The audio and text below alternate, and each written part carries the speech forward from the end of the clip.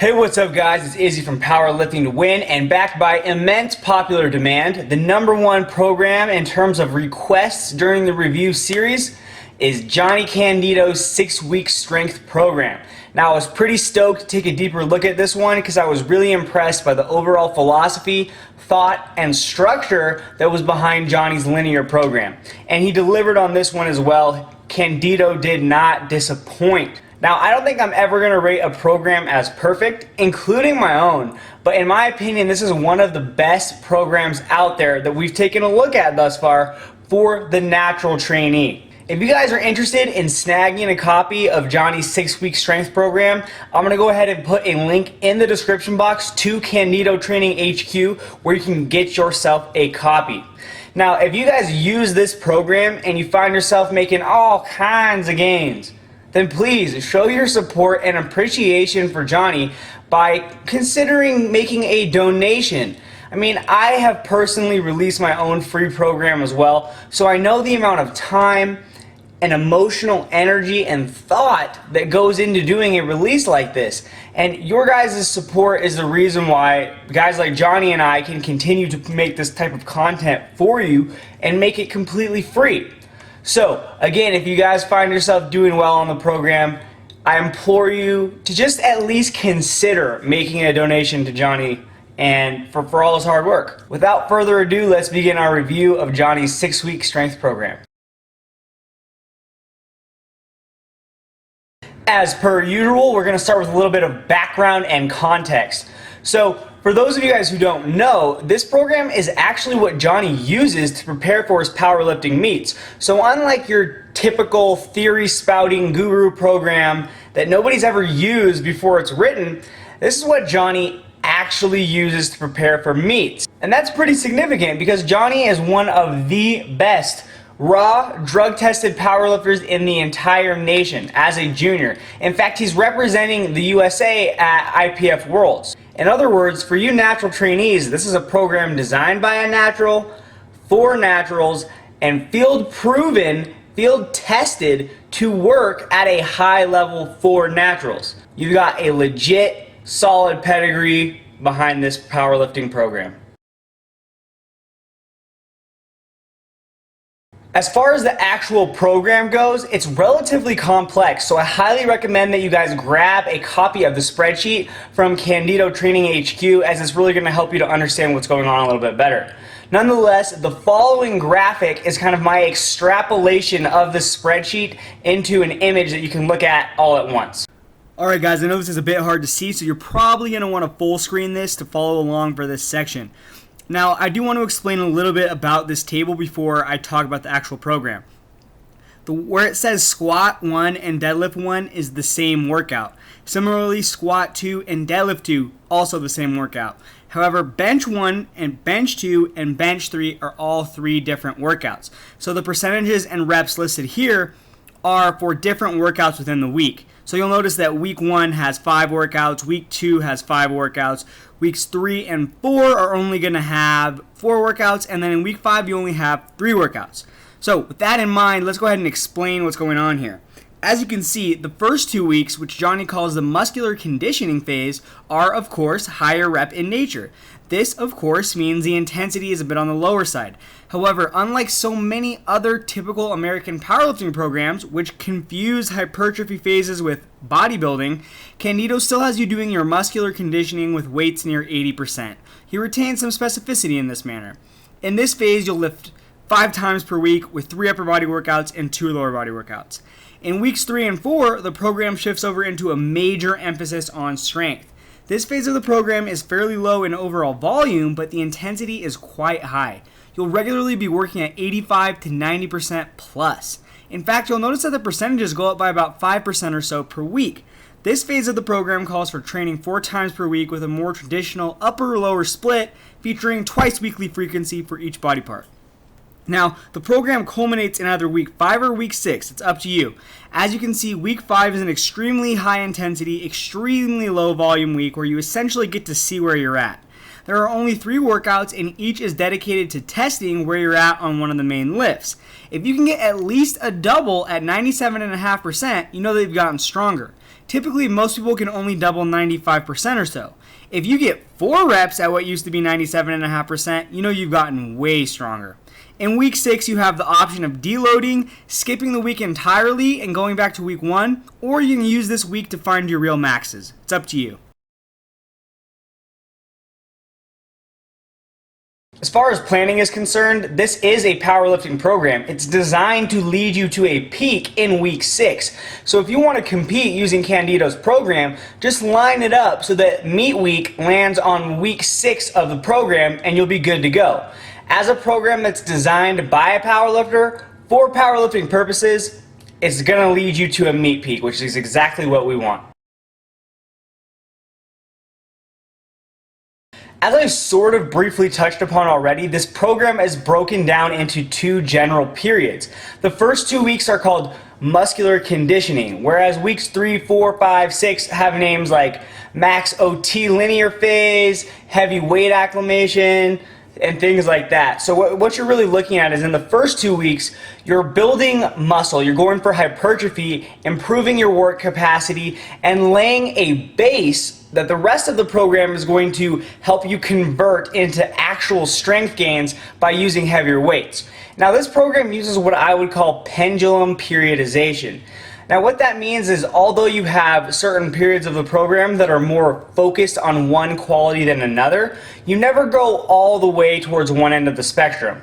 So for example, during the muscular conditioning weeks, you're still doing a lot of work at 80%. And doing work at 80% means that you're going to get stronger as well, because 80% is heavy enough to elicit strength gains. Likewise, as you go later on into the program and the pendulum swings more towards strength, you're still doing multiple sets of 6 and things like that. And when you're doing sets of 6, you're going to get some hypertrophy as well. So as you can see, unlike more advanced types of periodization, which might have you doing 100% hypertrophy for a while, then 100% speed, then 100% strength, or something like this, this program is more of a pendulum where you're emphasizing hypertrophy, kind of coming to the middle in week 3, and then swinging all the way towards strength in weeks 4, 5, and 6. In my opinion, this is the single most effective type of periodization for intermediate trainees of any classification. Now, while the early intermediate trainee can probably get away with just not using any periodization as well, it's certainly not going to hurt them to start a little bit too early. The progress might be a little slower than it should be, but it's also going to set you up for long-term gains. So you don't have to do anything different for a really long time, and that's quite advantageous. In fact, because of the way this program is set up, even early advanced athletes should be able to make gains on it. Now, highly advanced athletes are going to need these periods to be a little bit longer than 2 or 3 weeks each. But if you're a highly advanced athlete, the chances are that you already have a highly personalized program anyways. Otherwise, you wouldn't have ever become a highly advanced athlete. Nonetheless, for most of you guys out there who have already exhausted your linear and noob gains, this is a great type of periodization. I'm a big fan of pendulum periodization. All programs beyond the novice phase require variation in intensity and volume from workout to workout and even week to week. Now, novices can fully recover between every single workout, so they can actually go in and do the exact same thing every time they go to the gym and make progress.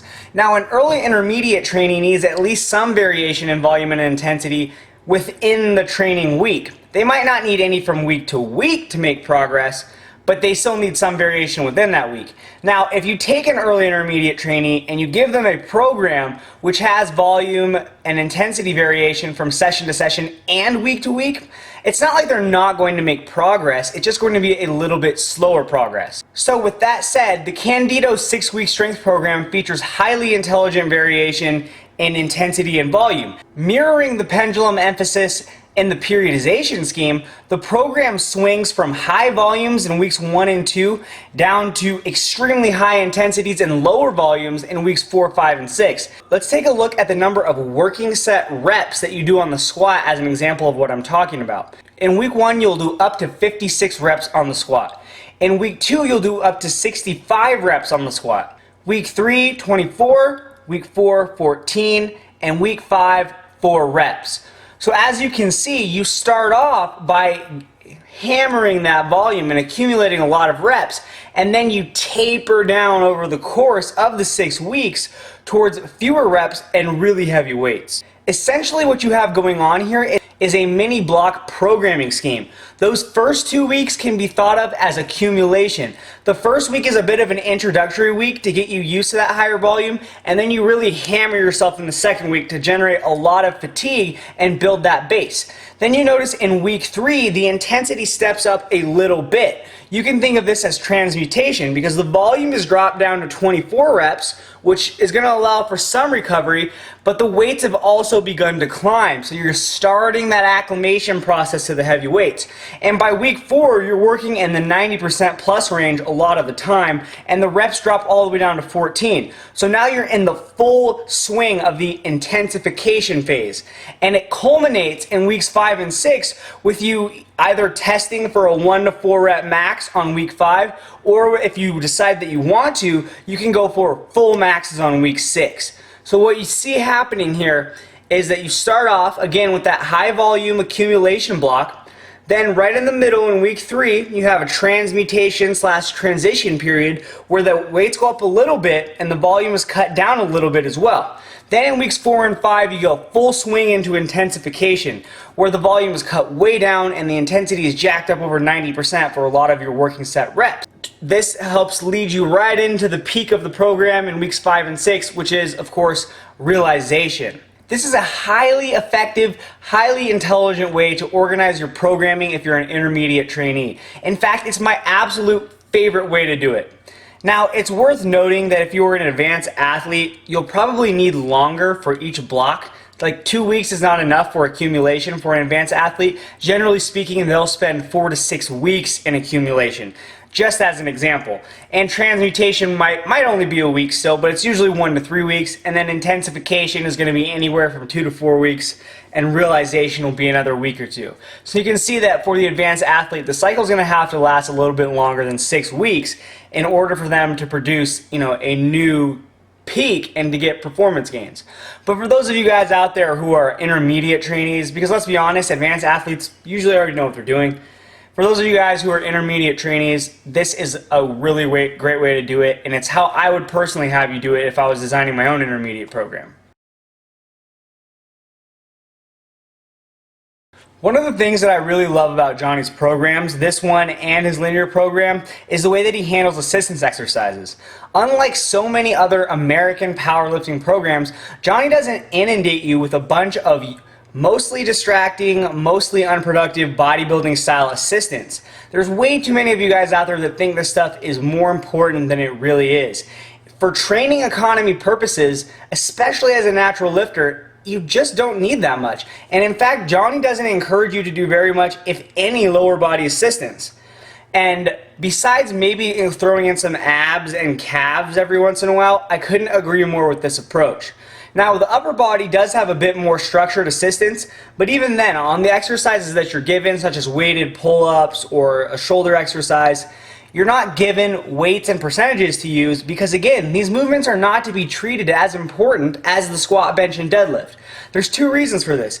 A, if you're a power lifter, your performance is judged by how much you squat, bench, and deadlift, not how much you do on curls and pull-ups.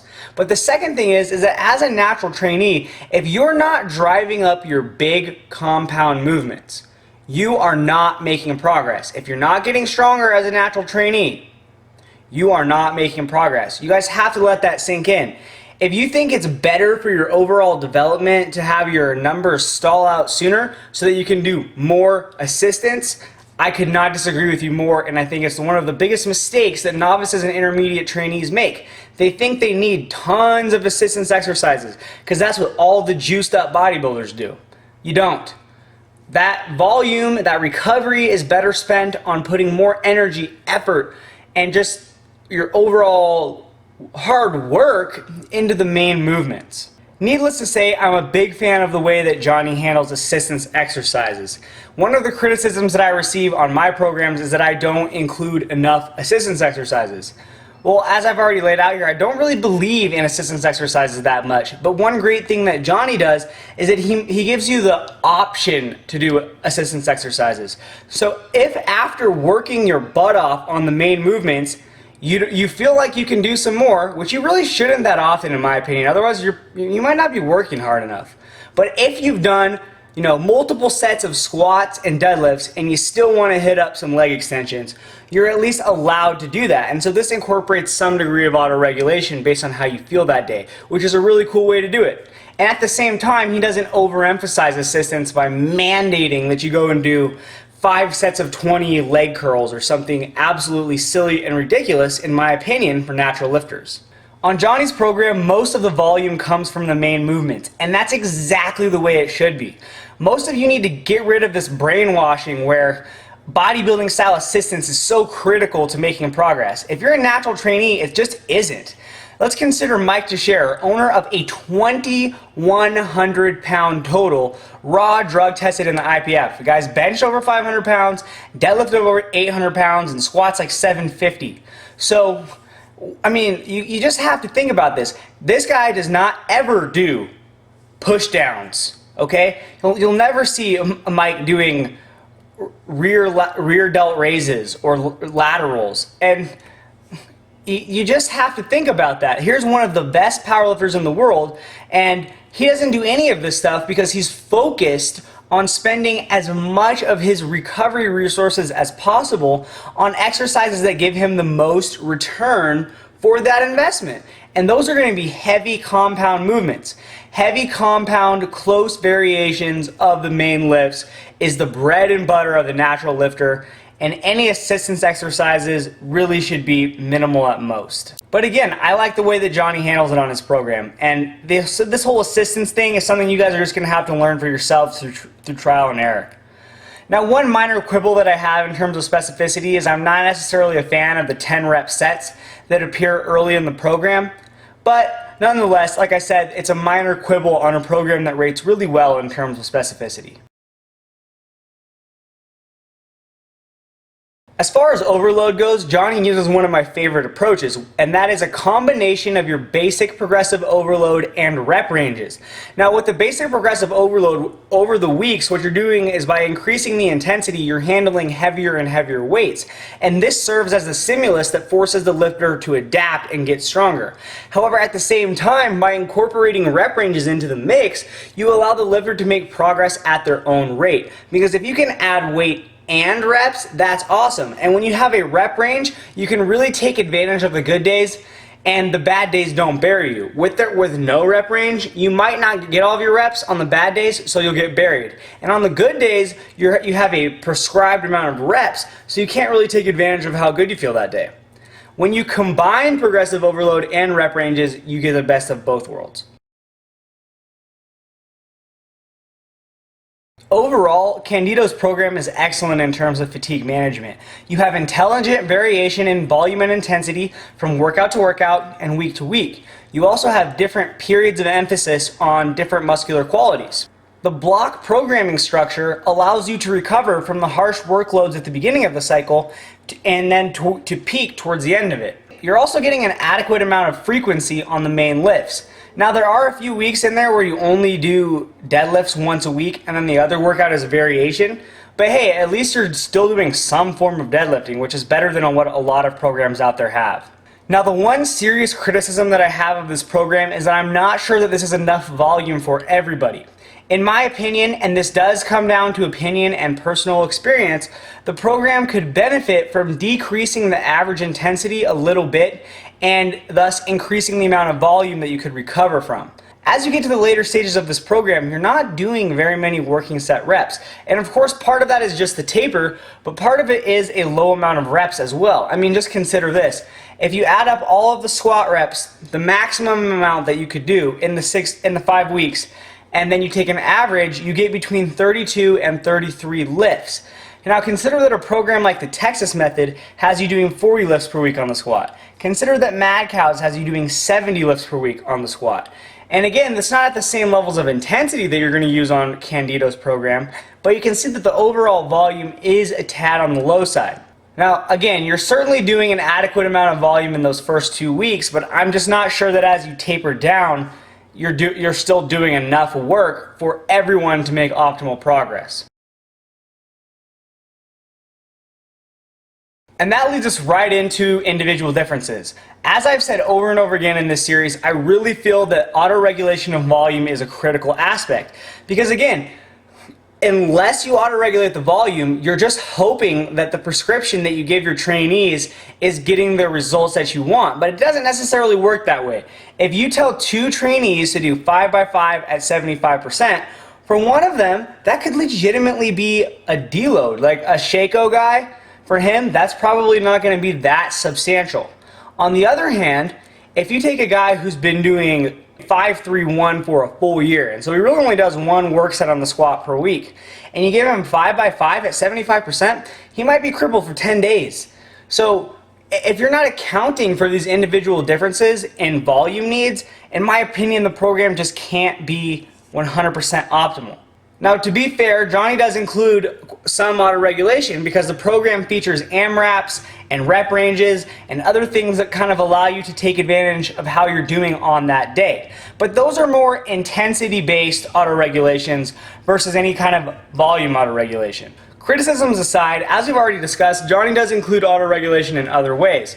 When you feel good, you're allowed to do optional assistance exercises. And this is a form of volume auto-regulation because, if you're feeling good and you're doing extra exercises, obviously that's extra volume.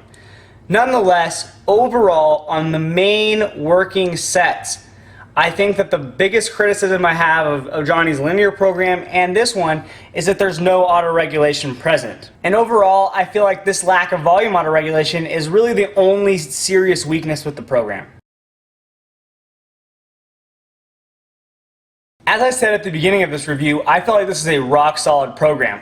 This is one of the better programs that I've seen out there for the natural trainee. Now, I'm always a fan of programs that allow you to make long-term progress, and despite the implications of a program name that's like the 6-week program, this is actually a program that you can run over and over again for long-term gains. And that's, again, something that I think is a critical component of any program that you decide to choose.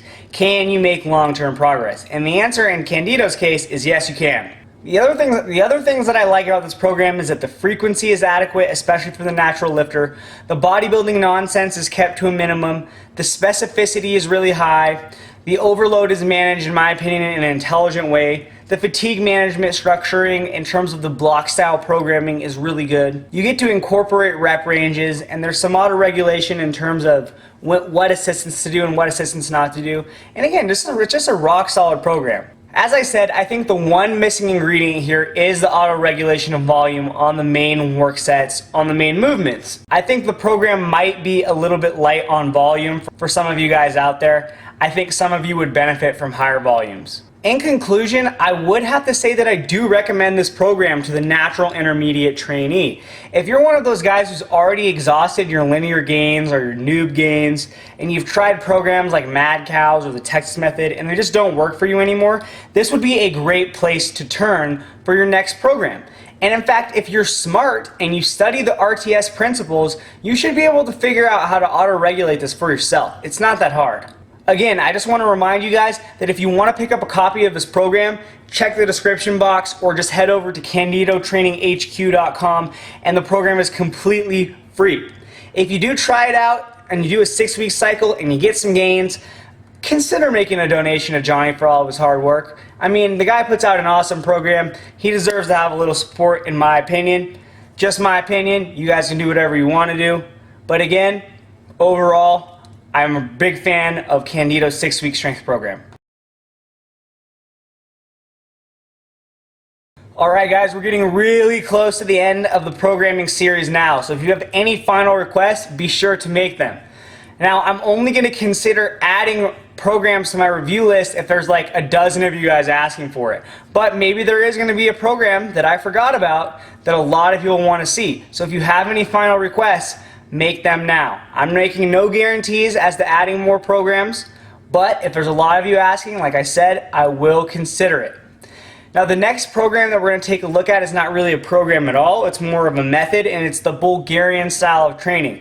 Kind of like the squat to a max everyday style of training that a lot of you guys have been asking me about.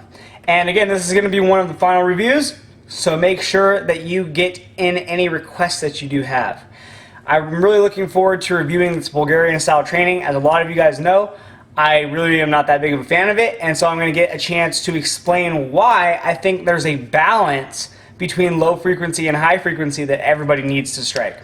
So I hope this next one is going to be informative, and I hope you are on the lookout for when it comes out. If you guys found this content interesting, informative, or entertaining, please like, share, subscribe, and send it out into the interwebs for me. If you have any questions or comments, feel free to pop over to the PowerliftingToWin.com forums, and I will address any issues that you have personally. If you guys are looking for customized, personalized coaching, including how to adapt your program to include volume autoregulation, if that's something you're interested in, you can shoot me an email at admin@PowerliftingToWin.com, and we can talk more about the coaching services that I offer. Subscribe if you haven't already, and don't forget to check out PowerliftingToWin.com for more great powerlifting information. Have a nice day.